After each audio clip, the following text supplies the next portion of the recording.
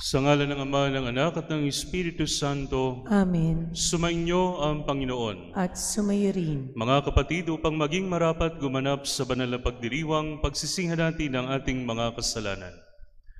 Sinugong tagapagpagaling sa mga nagsisisi, Panginoon, kaawaan mo kami. Panginoon, kaawaan mo kami. Dumating na tagapaganyayang ang mga makasalanay magsisi, Kristo, kaawaan mo kami. Kristo, kaawaan mo kami. Nakaluklukan sa kanan ng Diyos Ama para ipamagitan kami, Panginoon, kaawaan mo kami. Panginoon, kaawaan mo kami. Kaawaan tayo ng makapangyarihang Diyos, patawarin tayo sa ating mga kasalanan, at patnubayan tayo sa buhay na walang hanggan. Amen. Papuri sa Diyos sa kaitaasan.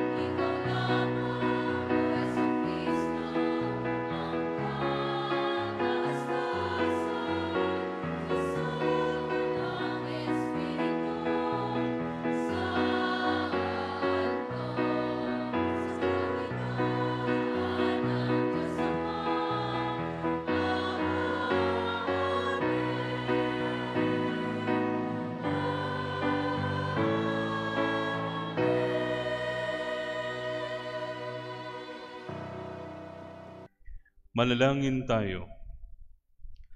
Ama naming makapangyarihan, pinababanal mo ang iyong pandaigdig na sambayanan sa ipinahayag mo ngayon sa dakilang kapistahan. Gawin mo ang buong daigdig ay mapuspos ng ganap sa mga kaloob ng Espiritu Santong bigay mo sa lahat, para puspusin ang kalooban ng tanang mabuting balita ay simulang ipangaral sa pamamagitan ni Hesukristo kasama ng Espiritu Santo magpasawalang hanggan. Amen.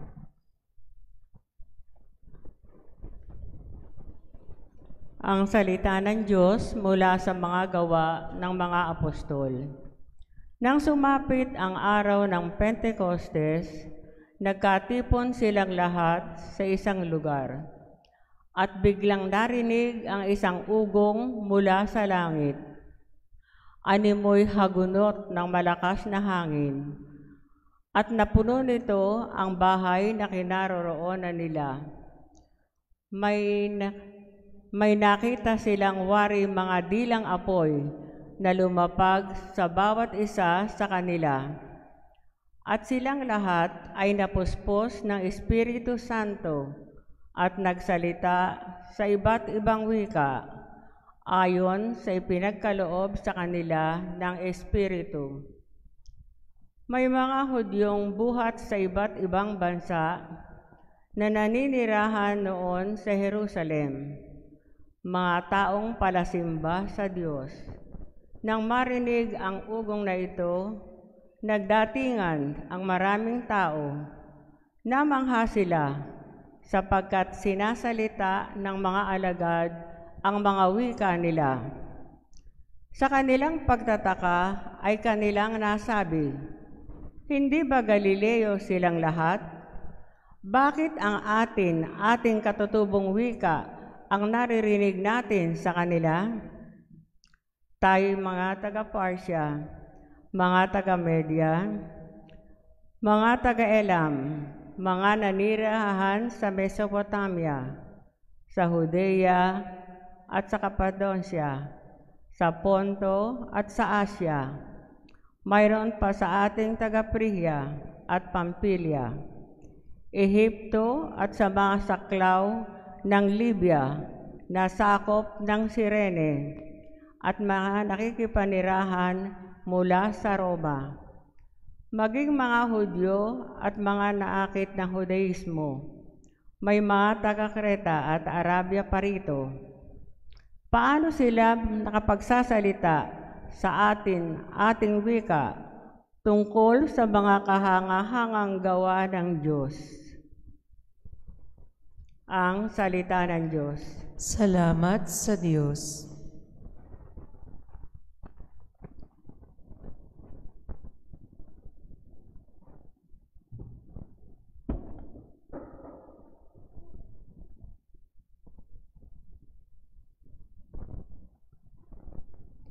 Espiritu mo'y suguin, poon tanay yung baguhin. Espiritu mo'y suguin, poon tanay yung baguhin. Pinupuri ka, poong Diyos, nitong aking kaluluwa. O Panginoong Diyos, kay dakila mong talaga. Sa daigdig ikaw poon, kay rami ng iyong likha.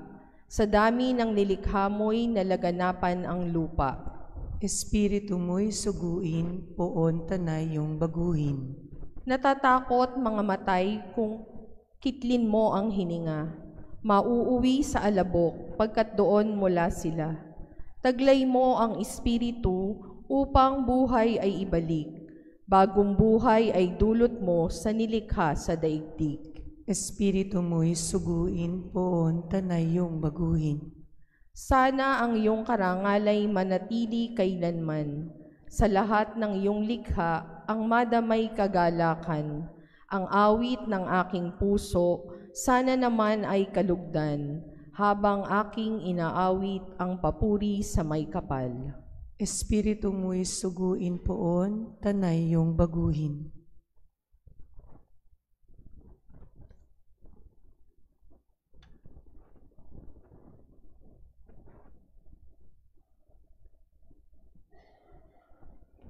Ang salita ng Diyos mula sa sulat ni Apostol San Pablo sa mga taga-Roma. Mga kapatid, ang mga nabubuhay ayon sa laman ay hindi maaaring kalugdan ng Diyos. Ngunit hindi na kayo namumuhay ayon sa laman, kundi ayon sa Espiritu, kung talagang nananahan sa inyo ang Espiritu ng Diyos. Kung ang Espiritu ni Kristo wala sa isang tao, hindi kay Kristo. Ngunit kung nasa inyo si Kristo, bagamat patay na ang inyong mga katawan dahil sa kasalanan, buhay naman ang inyong espiritu dahil sa pinawansalan na kayo. Kung nananahan sa inyo ang Espiritu ng Diyos na siyang muling bumuhay kay Hesukristo, ang Diyos din iyan ang magbibigay ng buhay sa inyong mga kawang namamatay sa pamamagitan ng kanyang Espiritong nananahan sa inyo. Mga kapatid, hindi na kayo alipin ng likas na hilig ng laman, kaya hindi na kayo dapat mamuhay ayon sa laman, sapagkat mamamatay kayo kung mamumuhay kayo sa laman. Ngunit kung pinapatay ninyo sa pamamagitan ng Espiritu Santo ang mga gawa ng laman, mabubuhay kayo. Ang lahat ng pinapatnubayan ng Espiritu ng Diyos ay mga anak ng Diyos, sapagkat hindi kayo tumanggap ng espiritu ng pagkaalipin upang muling matakot. Ang tinanggap ninyo ay espiritu ng pagiging anak, at ito ang nagbibigay sa atin ng karapatang tumawag ng Ama, Ama ko.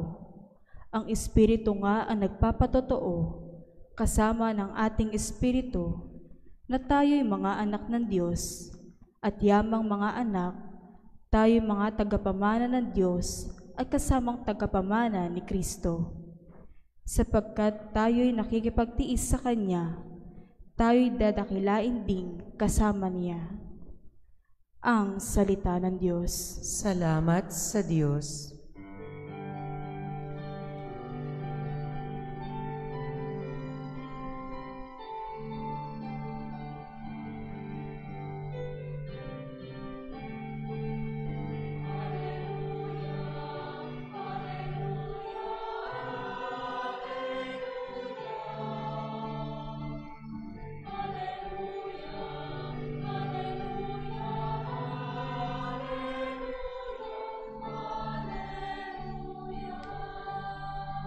Espiritong aming tanglaw, kami iyong liwanagan sa ningas ng pagmamahal.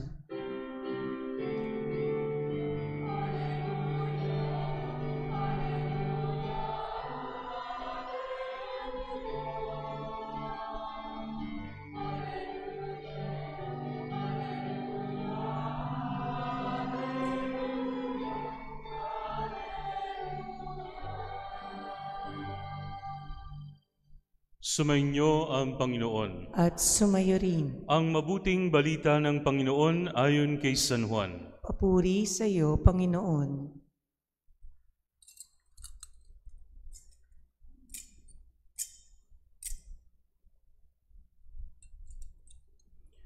Noong panahong iyon, sinabi ni Jesus sa kanyang mga alagad, "Kung iniibig ninyo ako, tutuparin ninyo ang aking mga utos.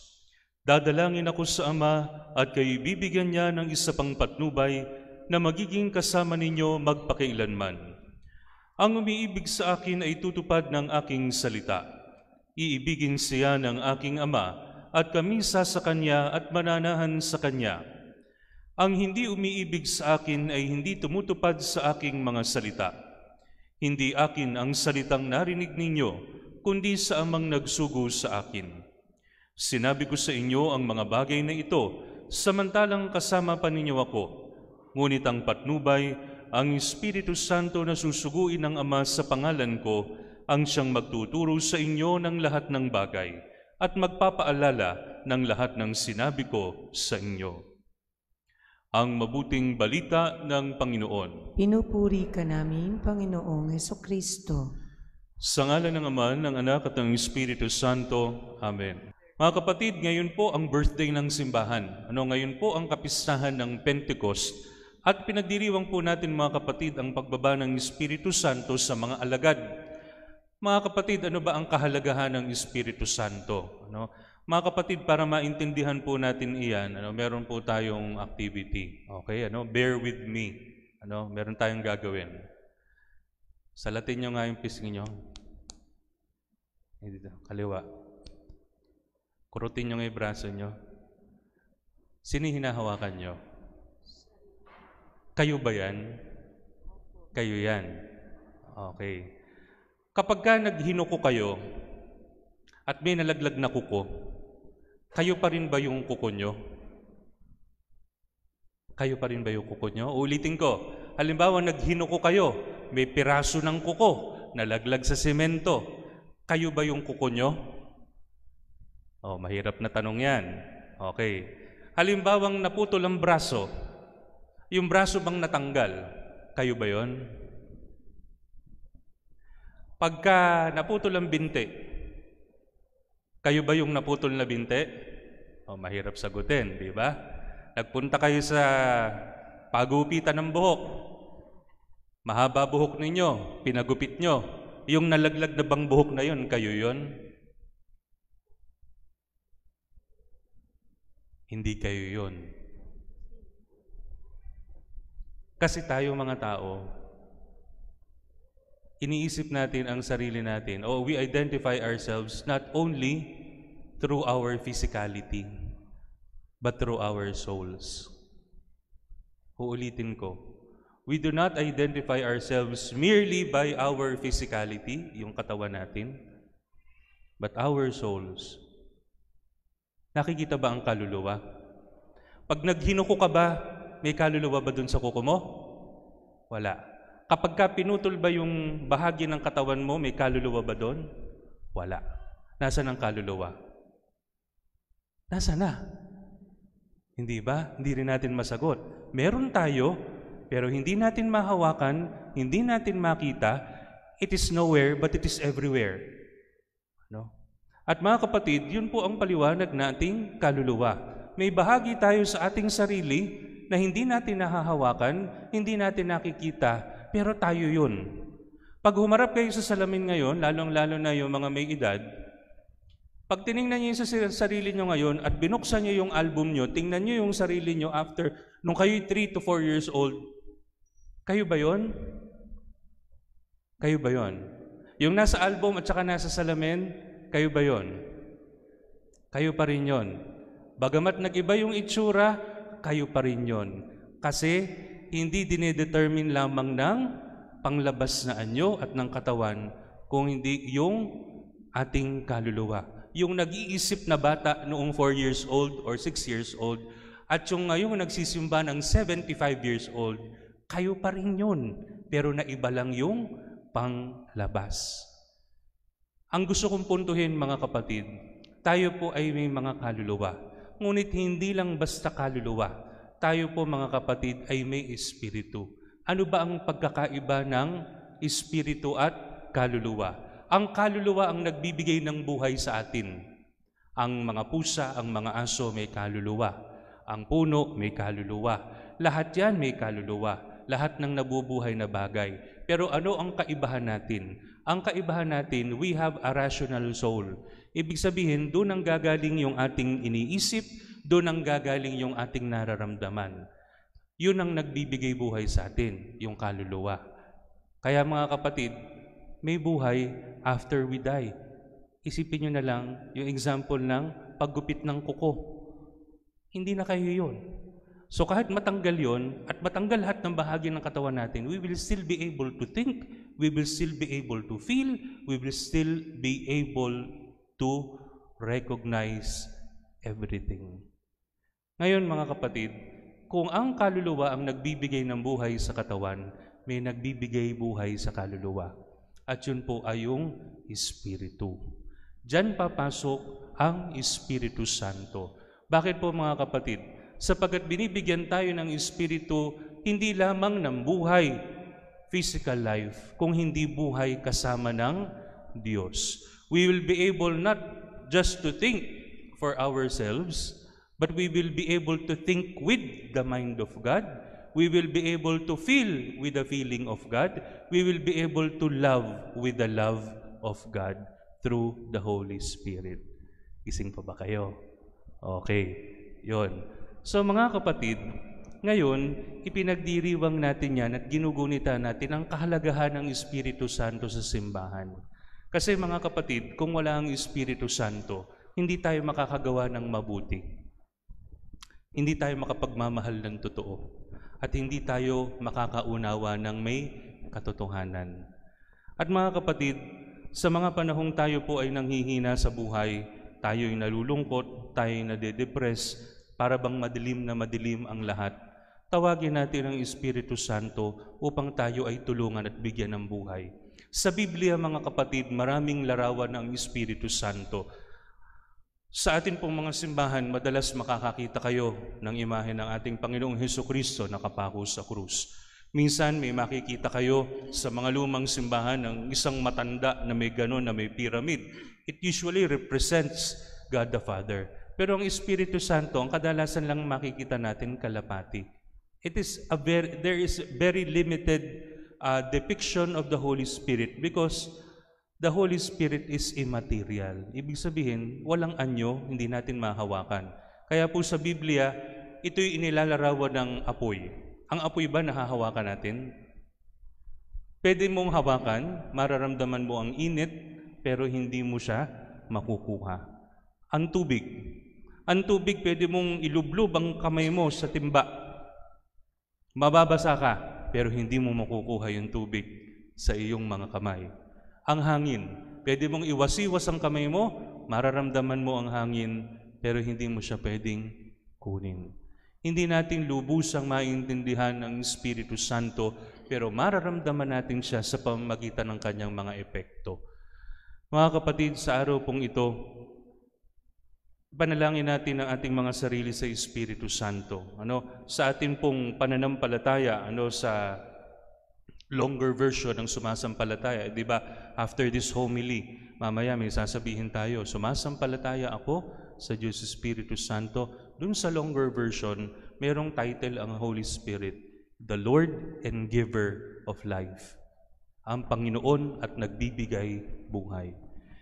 Nawa po mga kapatid, sa tulong ng Espiritu Santo, tayo ay hindi lamang makaramdam sa ating mga sarili, magmahal sa ating mga sarili, mag-isip sa ating mga sarili.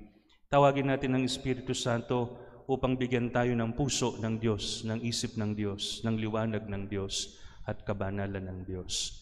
Sa ngalan ng Ama, ng Anak at ng Espiritu Santo. Amen. Pahayag natin ang ating pananampalataya. Sumasampalataya ako sa Diyos amang makapangyarihan sa lahat, na may gawa ng langit at lupa. Sumasampalataya man ako kay Jesucristo, iisang anak ng Diyos, Panginoon nating lahat. Nagkatawang tao siya, lalang ng Espiritu Santo. Pinanganak ni Santa Maria ang Birhen, pinagpakasakit ni Poncio Pilato, ipinako sa krus, namatay, inilibing, nanaog sa kinaroroonan ng mga yumao. Nang may katatlong araw na buhay na maguli, umakyat sa langit, naluluklok sa kanan ng Diyos amang makapangyarihan sa lahat. Doon magmumula at paririto at uhukom sa nangabubuhay at nangamatay na tao. Sumasampalataya naman ako sa Diyos Espiritu Santo, sa banal na simbahang Katolika, sa kasamahan ng mga banal, sa kapatawaran ng mga kasalanan, sa pagkabuhay na maguli ng mga nangamatay na tao, at sa buhay na walang hanggan. Amen. Dumalangin tayo sa amang nagsugo sa atin ng kanyang banal na Espiritu. Ang atin pong itutugon sa patnubay ng iyong Espiritu, panibaguhin ang buong mundo. Sa patnubay ng iyong Espiritu, panibaguhin ang buong mundo. Upang ang sinugong Espiritu ng karunungan sa simbahan, lalo na kay Papa Leon, ay makahikayat sa mundo na kumilala kay Kristo, ating idalangin. Sa patnubay ng iyong Espiritu, panibaguhin ang buong mundo. Upang ang Espiritu ng pangunawa ay bumaba sa mga bagong halal sa pamahalaan para sa kanilang matuwid na pamumuno, ating idalangin. Sa patnubay ng iyong Espiritu, panibaguhin ang buong mundo. Upang ang Espiritu ng tamang pagpapasya ay lumukob sa mga hukom na maging patas sila sa pagpataw ng katarungan, ating idalangin. Sa patnubay ng iyong Espiritu, panibaguhin ang buong mundo. Upang ang Espiritu ng tibay ng kalooban ay pumuspos sa mga mahihina at walang tinig sa lipunan, ating idalangin. Sa patnubay ng iyong Espiritu, panibaguhin ang buong mundo. upang ang espiritu ng sigla at paninindigan ay kamti ng mga kabataan. Ating idalangin. Sa patnubay ng iyong espiritu, panibaguhin ang buong mundo. Upang ang mga yumao na bininyagan sa tubig at Espiritu Santo ay makamit ang kapayapaang walang hanggan. Ating idalangin. Sa patnubay ng iyong espiritu, panibaguhin ang buong mundo. Amang maawain isugo sa amin ang iyong espiritu at ang lahat ay mababago sa pamamagitan ni Jesucristong aming Panginoon magpasawalang hanggan. Amen.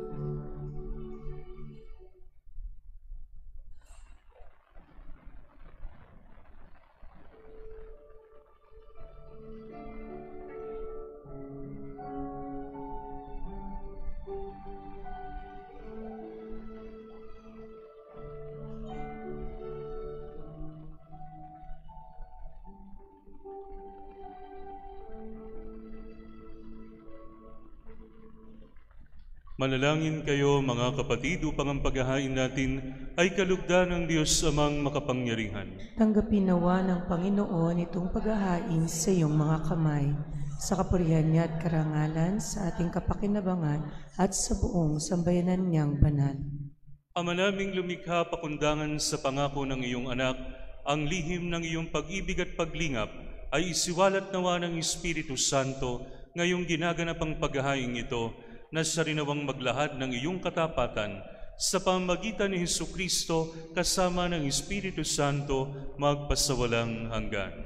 Amen. Sumainyo ang Panginoon. At sumayrin. Itaas sa Diyos ang inyong puso at diwa. Itinaas na namin sa Panginoon. Pasalamatan natin ang Panginoong ating Diyos. Marapat na siya ay pasalamatan. Ama naming makapangyarihan, tunay ngang marapat na ikaw ay aming pasalamatan. Ngayon iyong nilubos ang ginanap na pagtubos ng iyong anak na si Jesucristo na siyang nakaluklok sa kanan mo. Espiritu'y lumulukob sa mga taong tinubos na iyong itinatampok bilang kapatid ni Kristo Jesus. Araw ngayon ang pagsilang ng binuong sambayanan ng iyong anak na mahal. Tanang tinubos sa bansa, ikaw ang dinadakila. Espiritu'y lumilikha ng nagkakaisang diwa. Kaya kaisa ng mga anghel na nagsisiawit ng papuri sa iyo ng walang humpay sa kalangitan, kami nagbubunyi sa iyong kadakilaan.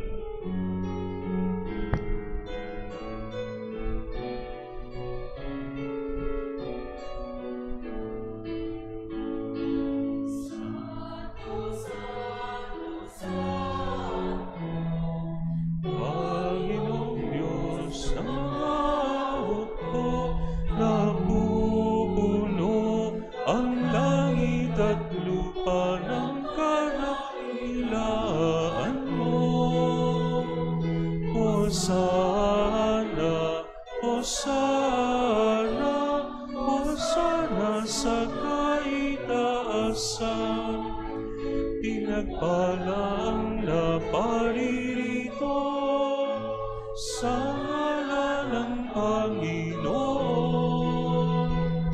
Hosana, Hosana, Hosana sa kaitaasan. Hosana, Hosana, Hosana sa Ama naming banal, ikaw ang bukal ng tanang kabanalan, kaya't sa pamamagitan ng iyong Espiritu, gawin mong banal ang mga kaloob na ito, upang para sa amin maging katawan at dugo ng aming Panginoong Hesukristo. Bago niya pinagtiis ang kusang loob na maging handog, hinawakan niya ang tinapay, pinasalamatan kanya, pinaghati-hati niya iyon. Iniabot sa kanyang mga alagad at sinabi, "Tanggapin ninyong lahat ito at kanin. Ito ang aking katawan na ihahandog para sa inyo."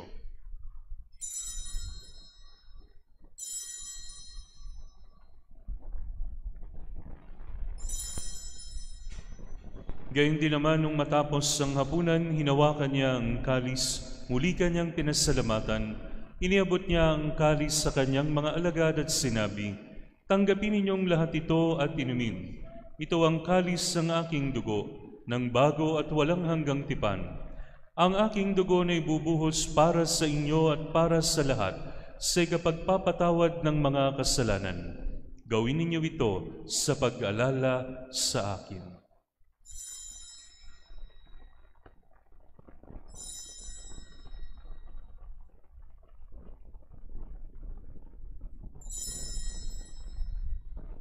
Ipagbunyi natin ang misteryo ng pananampalataya.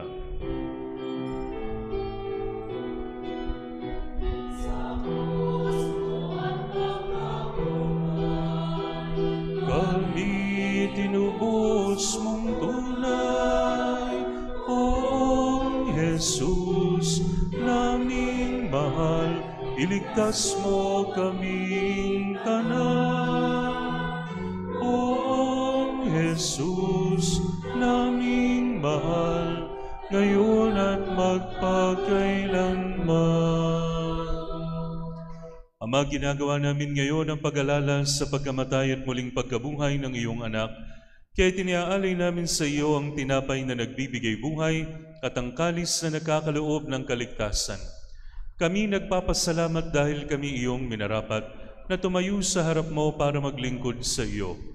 Isinasamo namin kaming magsasalo-salo sa katawan at dugo ni Kristo ay mabuklod sa pagkakaisa sa pamamagitan ng Espiritu Santo. Ama, lingapin mo ang iyong simbahang laganap sa buong daigdig. Puspusin mo kami sa pag-ibig kaysa ni Leon na aming Papa, ni Dennis na aming Obispo at ng Tanang Kaparian.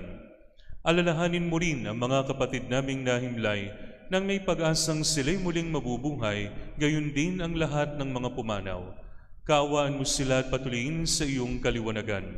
Kaawaan mo at pagingdapatin kaming lahat na makasalo sa iyong buhay na walang wakas, kaysa ng mahal na Birheng Maria na Ina ng Diyos, kaysa ni San Jose, kaysa ng mga apostol at lahat ng mga banal, na namuhay dito sa daigdig ng kalugod-lugod sa iyo.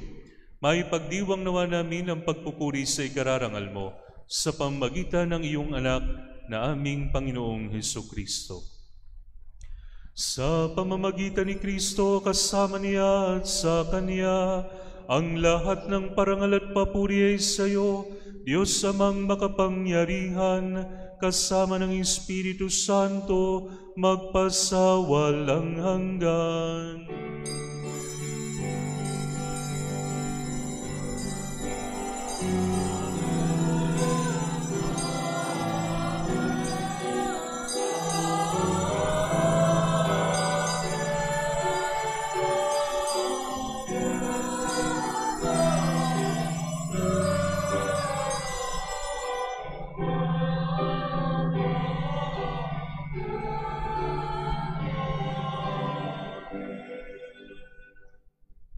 Sa tagubili ng mga nakagagaling na utos sa turo ni Jesus, na Panginoon natin at Diyos, ipahayag natin ng lakas loob.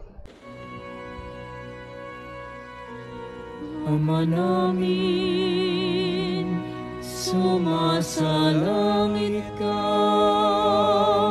sambahin ang ngalan mo, mapasa amin ang kaharian mo, sundin ang loob mo dito sa lupa para nang sa langit. Bigyan mo kami ngayon ang aming kakanin sa araw-araw, at patawarin mo kami sa aming mga sala, para ng pagpapatawad namin sa nagkakasala sa amin, at huwag mo kaming ipahintulot sa tukso, at iadya mo kami sa lahat ng masama. Inihiling namin kami iadya sa lahat ng masama, pagkalooban ng kapayapaan araw-araw, iligtas sa kasalanan at ilayo sa lahat ng kapahamakan, samantalang aming pinananabikan ang dakilang araw ng pagpapahayag ng tagapagligtas naming si Jesucristo.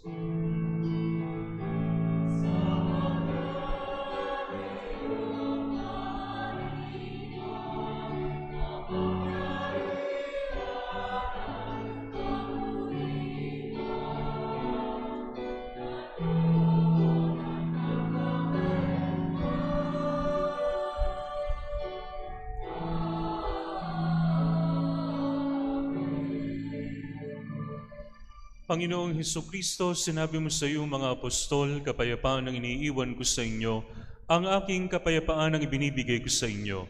Tunghayan mo ang aming pananampalataya at huwag ang aming mga pagkakasala. Pagkalooban mo kami ng kapayapaan at pagkakaisa ayon sa iyong kalooban, kasama ng Espiritu Santo, magpasawalang hanggan. Amen. Ang kapayapaan ng Panginoon ay laging sumainyo. At sumayo rin. Magbigayan kayo ng kapayapaan sa isa't isa.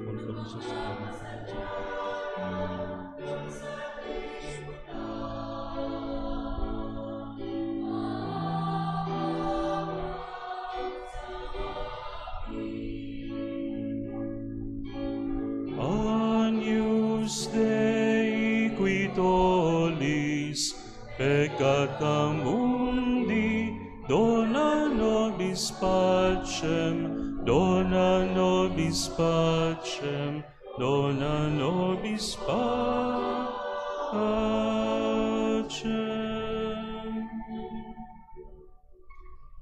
Ito ang kordero ng Diyos, ito nag-aalis ng mga kasalanan ng sanlibutan. Mapalad ang mga inanyayahan sa kanyang banal na piging. Panginoon, hindi ako karapat-dapat na magpatuloy sa iyo, ngunit sa isang salita mo lamang ay gagaling na ako.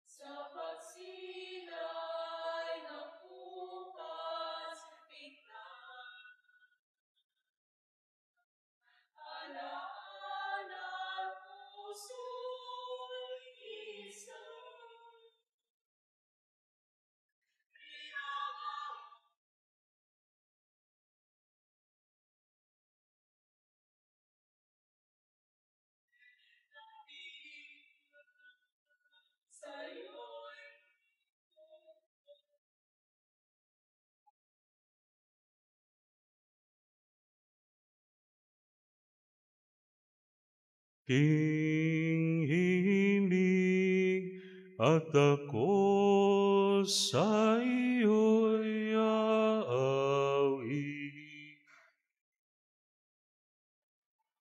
Manalangin tayo.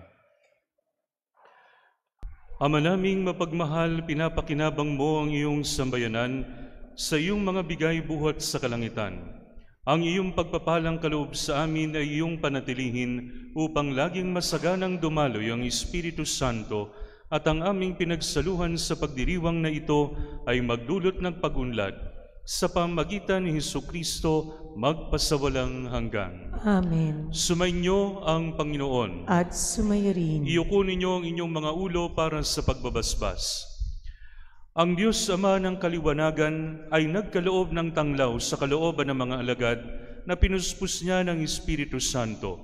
Pagpalain nawa kayo ng mga kaloob ng Espiritu Santo ngayon at magpasawalang hanggan. Amen. Di lang apoy na lumapag sa tanang mga alagad, naway tumupok sa lahat ng masamang paghahangad kapag lubos na sumikat ang liwanag na magpasawalang hanggan. Amen. Ang Diyos na nagbibigay kakayanan sa mga tao upang ipahayag ng sabay-sabay sa iba't ibang wika ang isang pananampalataya, ay siya namang magpanatiling kay nananampalataya at magdulot ng katuparan sa pananabik na makaharap siya sa buhay na walang hanggan. Amen. At pagpalain kayo ng makapangyarihang Diyos Ama, Anak at Espiritu Santo, Amen. na ialay ng banal na misa, humayo kayong taglay ang kapayapaan ni Kristo. Salamat sa Diyos.